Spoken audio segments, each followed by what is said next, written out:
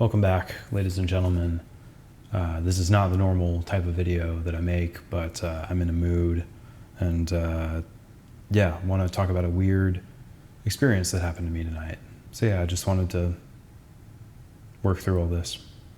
A little over an hour ago, I had an experience with a very mentally unwell man.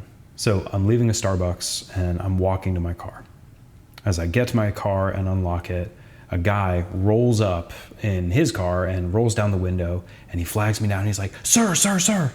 And he's like kind of, manic. And he looked a little disheveled. I wondered initially like, oh, is this guy homeless? Is he about to ask for money? But instead he just dives into this thing and he's like, "Sir, I've been going around asking everybody, which came first, the chicken or the egg?" And I'm like, the chicken. And he's like, "Well, very interesting, sir. What makes you say that?" And I say, well, an egg wouldn't survive on its own. It needs the warmth of its mother. So yeah, the hen must have come before the egg. And he's like, "Oh, okay, very good, very good. But where did the chicken come from?" And as soon as he said that, my thought was like, oh, is this, kind of some crazed Christian who's going to dive into an evangelistic thing of God created everything. He created the chicken and the egg. That's immediately where my mind went, and I wasn't too far off. But so yeah, he's like, "Well, where did the chicken come from?"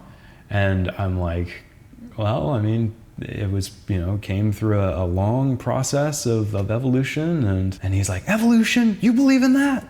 What about me? Am I just evolution?" And I was like, well, yeah, I think that you're the product of a long evolutionary history. And he goes, "No, I'm not. I'm the image of God." And I kind of chuckle and I'm like, yeah, well, I think that it's possible to be both. So this guy was just kind of parked up in the middle of the parking lot and he was kind of holding up traffic. So somehow or another, I could sense oh yeah, the conversation's over or whatever. So I go to shake his hand and I'm like, "Well, yeah, it was a pleasure talking to you, man. My name's Jared. What's your name?" And I might be getting the details wrong here, but the gist of what he said was something like, "Well, you know my name." And I was like, "I do?" And he was like, "My name is Jesus." And I was like, "Oh, is it a Spanish name? Is it Jesus?" And he's like, "No, Jesus." And I immediately realized, oh, this is a man who is having a mental health emergency. I want to talk to him further. So I say something like, "Well, Jesus, I'm intrigued, If do you want to park your car? I'd love to talk to you further." So he parks his car a couple cars apart from mine. He puts it in park, but doesn't turn the engine off and takes his seatbelt off. And for the next 15, 20 minutes, I just picked his brain. And I should mention that the tension of everything was heightened a little bit because he was a mentally unwell man and he was in a running car. And I also didn't know if he could have been armed. He could have had a knife or a gun and I would have had no way of protecting myself. And I'm frustrated because I'm not going to be able to properly convey what it was that he said and how he said it, because I'm going to make him sound too frantic, or I'm going to make him sound too harebrained, or I'm going to make him sound too nefarious. But his general disposition was articulate and confident to an extent that was just off-putting. The other thing that's frustrating is, it's only been an hour or two since this encounter, and the flow of the conversation is already escaping me because it was just so bizarre. It was very clunky the way that one idea flowed to the next, and he kept interrupting me and derailing my train of thought. So he's sitting there next to me in a car with the engine running, and I ask him, "Well, how long have you been going by Jesus?" He's like, "How long do you think?" And I'm like, "Oh, okay, you've had this name since eternity past." And he's like, yeah. Early on in the conversation, I'm wearing my Elevation Church shirt. And so early on, he pointed it out and he's like, "Oh, are you a believer?" And I was like, "Oh, no. I just kind of wear it for fun." And so he was like, "Oh, so you You mock those who believe. And I was like, oh, no. I don't personally care for this church. That's kind of the joke. I don't remember how we got to the question of me and what I believe. Maybe he just straight up asked me. But I was like, well, no, I really like religious people, but I respectfully disagree with them. So he asks me if I believe in God, and I say no, and he criticizes me for that. This gentleman in particular, my initial thought was, oh, he's schizophrenic, and I'm not qualified to make any kind of diagnoses, but the fact that he was driving a car and the fact that he was articulate rather than mumbling to himself made me wonder if maybe he was bipolar and having a very manic episode with, a classic delusion of grandeur. But he was just confident about this from the get-go. I am Jesus. And he never quite was talking in God in the first person, but he would keep quoting scriptures in order to justify why I was a piece of shit or why I was going to hell. And throughout the conversation, he kept saying like, well, it's what my father asked me to do. And so a few minutes into the conversation, I tried to ask him some more questions and kind of get a sense for the scope and scale of his delusion. And then he asked me like, well, why don't you believe in Jesus? So he's asking me what I think about Jesus and what I think about the afterlife. And, he keeps painting it as though, well, kid, that I am the Son of God. And he said, well, you believe me, don't you? Is it that you don't believe me or you don't believe the one who sent me? And he just had this smug, evil grin on his face and just kind of made your blood curl. But it was fascinating and intriguing. And like, I wanted to, keep going to see where this thing led. And at a certain point I said, well, Jesus, I think that truthfully, I think that you're having a mental health crisis right now. My dad's a psychiatrist. Do you see a psychiatrist or do you have a therapist or someone you talk to? And he says, the only person I need to talk to is my Father in heaven. I was like, okay. So he asks me like, well, do you follow Jesus? Or maybe he phrased it as like, do you follow me? And I was like, well, no, I respectfully disagree with Christians and I respect them, but no, I don't agree that Jesus is the Son of God. And he flipped it and was like, well, why don't you believe that I'm the Son of God? And then he would transition to, what problems do you have with Jesus? And I said, well, there's a few things in the New Testament that I take issue with. And then he cuts me off and he's like, is it the gay thing? And I'm like, not particularly, but I disagree that homosexuality is a sin. I would say that it's perfectly natural. And then he says something like, so you refuse to follow me because you just want to keep living your gay lifestyle. And I'm like, no, I'm straight, first of all, but no, that's not why I don't follow Jesus. And then he looks me in the eye and he says, I'm going to send you to hell.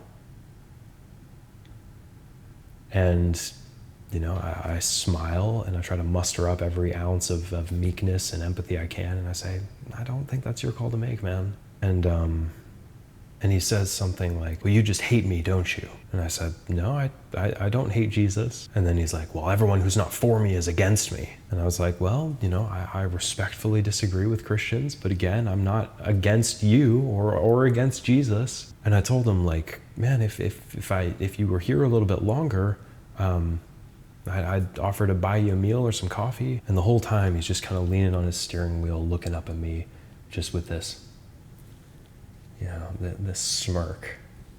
And he says something like, you're just trying to deceive people. You're trying to lead them away from me. You hate Christians and you hate Jesus. And I was like, no, I love Christians and I love Christianity. And I tell people all the time to go to church. Oh, you mean your church, the Church of Satan? No, man, normal Christian churches. And I tell people to read the Bible. Oh yeah, the Satan Bible. It was like, I was talking to a madman, and I was hoping that just my demeanor of compassion for this guy who is deranged, I was hoping that would shine through and that he would be able to soften a little bit.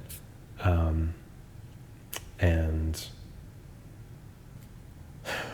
And so I asked him, well, hey man, my dad's a psychiatrist. Are you on any medications? Oh, your father? The devil? No, my father, Dr. Smith. And he kept coming back to this, and it's contrived in my mind, like how he got there or how the conversation led him there.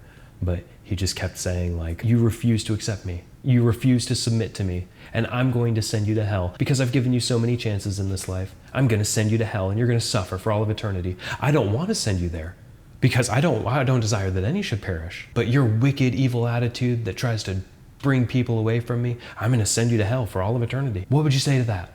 What do you say to that? And I collected myself and I said, well, Jesus, worst case scenario, if we come to the end of everything and it turns out that I'm wrong about all of this and I, refused your grace and your salvation and I end up in hell, then I pray that I will have the humility and the courage to worship you even in hell, to admit that I was wrong and to give you the praise that you rightfully deserve. And he says, no, you wouldn't. And I said, no, honestly, if I am wrong about all of this, if it turns out that I'm deceived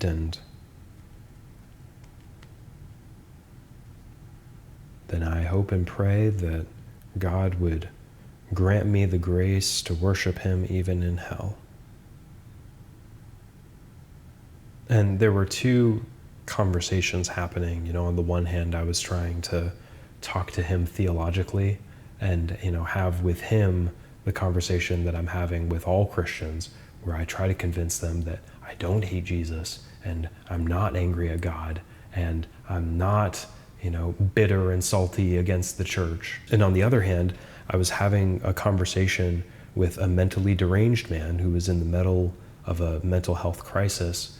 And I was trying to just put him at ease and let him see that I'm not out to get him. I'm not attacking him. And it was like, the more I tried talking to him, the more stern and defensive he got. And he never got heated. He never raised his voice, but it was just that consistent, cheeky grin as he held the steering wheel and just looked up at me. It smiled with this manic expression. And he must have told me 3 or 4 times, I'm going to send you to hell. You're going to suffer for all of eternity because you refuse to obey me. And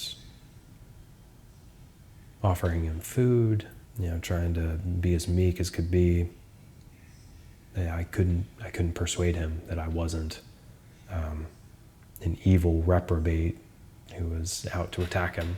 At one point, he looks at me and he goes, do you think you have the right to lust after my creation? And I'm trying to, on the one hand, say, well, it's not your creation, bro. And then on the other hand, say, well, I don't think that it's morally wrong for me to lust. And nothing that I said would, persuade him, because he was having this delusion and he couldn't shake out of it. So towards the end of it, after he looked me square in the eye and told me that I was going to hell 3 or 4 times, I tried to shake his hand one last time and say, well, Jesus, it was a pleasure talking to you, and I'm wishing you well, man. I'm wishing you love. And he said, no, you're not. No, you hate me. You hate me and you reject me.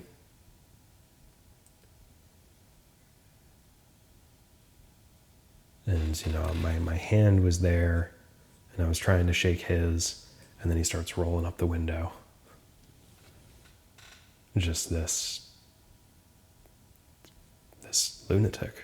You could call it smug if he were in his right mind, but because he wasn't, it was something else. It was just everything I said. He said, yeah, that's funny, isn't it? Yeah, you know what I think it is? I think that you rejected me. I think that you revel in turning people away from me. You love leading people astray. And for that, I'm going to send you to hell, and you're going to burn for all of eternity. So he rolls up his window, and with a couple of closing remarks that I still can't quite remember, he drives off in his little Subaru Outback. And I have thoughts galore, but more importantly, I have no thoughts. I have confusion, and I'm kind of speechless, and I'm frustrated with myself because, this only happened a couple of hours ago, and the whole thing is so hazy in my mind. It's like, was that real? Did that even happen at all? Did I dilute all of that? Even right after it happened, as his car was still rolling away, I immediately sat in my car, and I knew this would happen, that the memories would quickly kind of run away from me. And so I started recording a voice memo, and I just sat there for probably 10 minutes trying to reiterate what had just happened, and it already felt like a blur. And even in the 2 hours since it happened, I've gone through 7 or 8 different emotions and feelings, trying to process what the hell happened. I think my initial thought was something along the lines of well, damn, normally I really like religion. That's my whole moniker, is I'm the atheist who likes religion. And today, here and now, I fucking hate religion. And I hate this evangelical fantasy that has crept its way into this mentally unwell man's mind and taken up residence there and become this festering plague. And then I think, no, that's not fair, because it's not the religion's fault. It's the fault of his neurons, his malfunctioning brain. I took a neuroscience class when I was at Wheaton. It was one of my favorite classes. And we read about people with schizoaffective delusions. And always what happens is that person's culture is what informs their delusions. So people from Muslim cultures will believe that they're possessed by jinn, and people from Hindu cultures will believe that they're possessed by Krishna or one of the other 500 million Hindu gods. So it isn't fair to blame evangelicals or Christians in general for this delusion that's crept into this man's mind. And then I got mad at him briefly, but talking to a man who's that unwell, it doesn't even feel like you're criticizing a person. He's not exhibiting autonomy in the normal sense of the word. He's sick, and I don't think he can help it.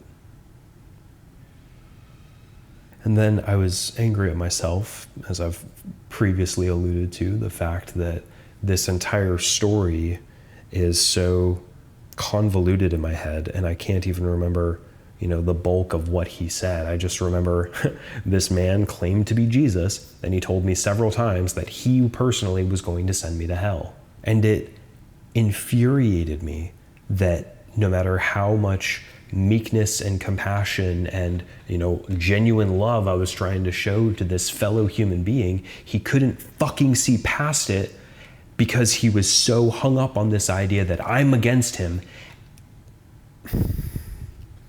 And if there's one fucking thing I hate about religion, it's that. It's that I'm not against you. And the only thing that tells you that I am is your religion.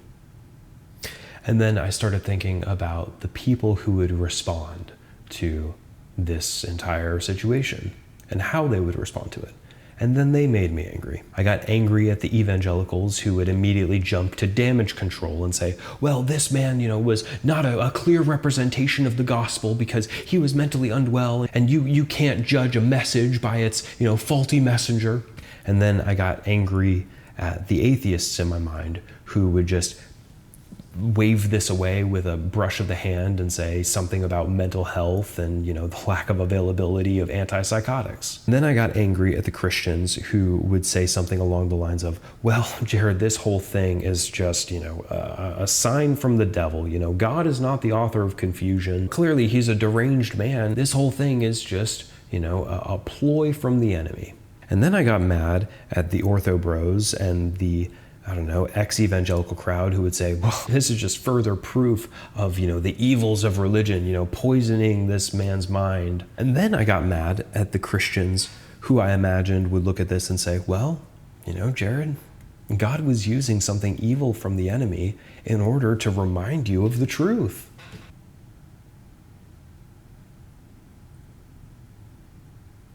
And then I got mad at this fucker again, or maybe the system that's responsible for him. And I'm frustrated that he's still on the streets and he's going to do this same shtick to other people. And I'm upset that some 21-year-old woman jogging through the streets of downtown Raleigh has to have the misfortune of coming in contact with this man and hearing about his deranged yellings. And then I got mad at the atheists and the Christians who don't take him seriously. Because of course we can just brush him aside. He's a madman. He thinks that he's Jesus. But didn't Jesus think that he was Jesus? And then I got mad at the people who would make that exact argument. And then I realized that I'm just mad at everyone who doesn't wrestle. Here's a question I want to pose to my Christian audience. Is it possible for God to use schizophrenia? What if these sorts of delusions of grandeur were exactly the preferred modus operandi that God decided to use through the prophets? Who's to say that God didn't divinely orchestrate that man to have a mental health crisis? It's only through hindsight, through distance, that people dismiss that idea. They always just kind of assume that prophets were mentally well, that they were 100% in their right mind, and then when God spoke to them, somehow it was categorically different than when you or I claim to hear the voice of God, or when my friend Jesus here hears the voice of God. And the scary thing is, how do I know he's wrong? This experience reminded me of when I was in seminary, in a hyper-Pentecostal, hyper-charismatic setting. There's a lot of weird, mentally unwell things that happen. And after one of those weird, bizarre, confusing episodes, one of my classmates turned to me and said something like, I don't know how to explain this, but I feel like I was just spiritually raped. And I don't know how to explain that now, but I feel like that this evening. You come across a character like this, and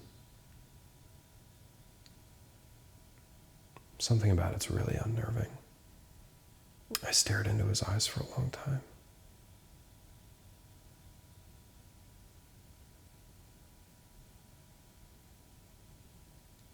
And I felt pity for him. Compassion for the fact that this man was not well. And even when I said, well, even if I'm in hell, I hope that I'll still love you.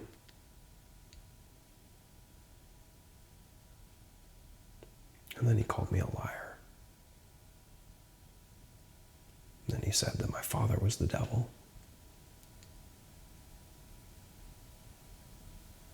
And that stung.